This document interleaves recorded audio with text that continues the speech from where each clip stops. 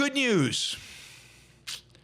Some good news. A bunch of things happening in Argentina that are just they're good, right? Let's take a few. A few weeks ago we talked about the fact that Argentina is going to have one of the highest growth rates in the world at 5-point-something% annualized for the second quarter. Well, now they've announced that it looks like they're going to have 7.6% year-over-year GDP growth for Q2. 7.6. Stunning, in particular when you take into account how many people were sure Milei was going to fail. It just shows not just what good ideas can do, because you can have good ideas, but it can be impossible to put them into practice. Milei has found a way to put his ideas into practice, and in spite of many within Argentina, whether in the parliament or in the bureaucracy, trying to stop him, he's managed to do it. The courts stood in the way. He's managed to do it.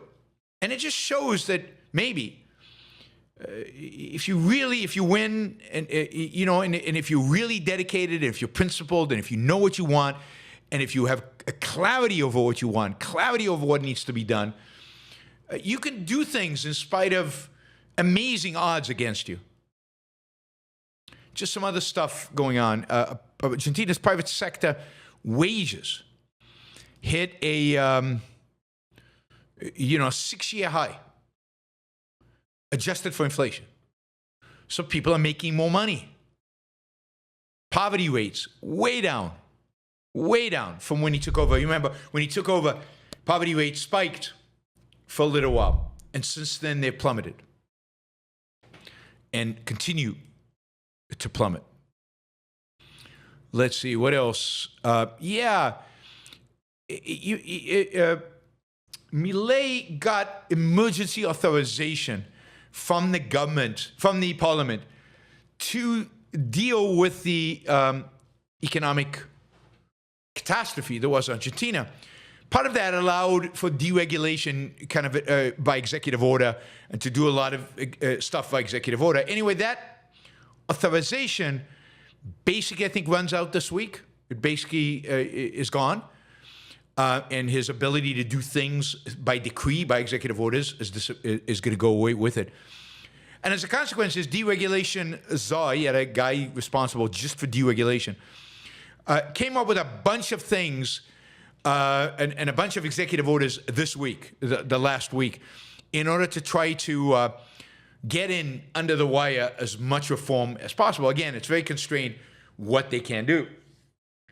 One thing they've done, they've overhauled their energy sector. They've established a national gas and electric regulatory entity, which is one entity merging a number of other entities into a single body. But this body is responsible for deregulating the sector. So, for example,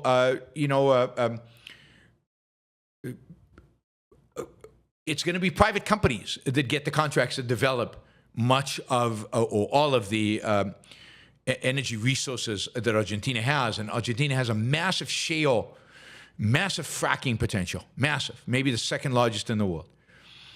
They're going to open up international markets to global energy imports and exports, so get rid of tariffs and get rid of limitations on exporting, which previous governments put in place. The increasing consumer choice and allowing for competition in energy provision.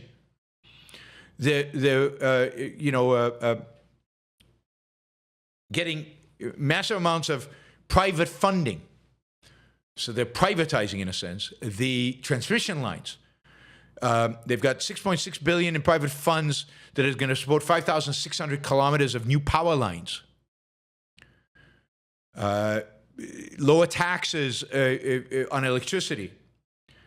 And a 24-month period to fully transition basically to as private an energy sector as they can get away with, given what they're allowed to do at this point.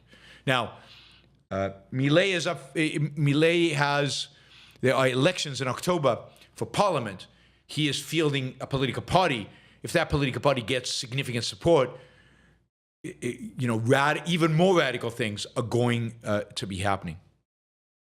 Milei is also, as part of these last-minute deregulations, Argentina government is going to shut down the National Highway Administration, which is this unbelievably corrupt entity that's supposed to build highways in Argentina, but really siphons money into the pockets of a variety of different people. And highways suck really, really bad. You compare the highways in Chile, the highways in Argentina, night and day. This will eliminate 5,000 jobs, 67% of which are administrative, save about $90 million annually. And finally, it looks like all new road construction and all maintenance of existing highways is going to be privatized. That is, they're going to take 9,100 kilometers of roads in Argentina. I mean, this is primarily, these are highways, I assume, and privatize them. Not privatize them in terms of ownership, but privatize them in terms of maintenance, revenue, control. All of that is going to now be privatized, and I assume these roads will be tolled. There'll be tolls on all of them, but now they'll be maintained and new roads will be built. There were a lot of almost dirt roads once you get south of central Argentina and towards Patagonia.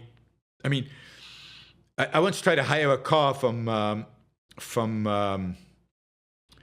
Califate to Bariloche, and they told me it would take at least 24 hours to drive, and then most of the way was dirt roads, and therefore I had to fly. And there's nothing in between. It should be a fast highway there, and it would just take a few hours. So hopefully that gets built now. So they're privatizing 9,100 kilometers of roads. So Milei, I think, one has to come to the conclusion at this point, is actually the real thing. Milei is the real thing. He is a principled advocate for free markets. He is making real, meaningful changes that are liberating the Argentinian economy. And the results are what you'd expect when an economy is liberated. The results are more prosperity, higher wages, more jobs, higher standard of living, high quality of life. So it's still fun and exciting to watch Milei in action. I am thrilled by what he is doing. I think the Institute has got a conference in Argentina coming up. I'm not going, but I think a number of AOI scholars are going to be down there. Hopefully talking to people around Milei, if not to Milei himself.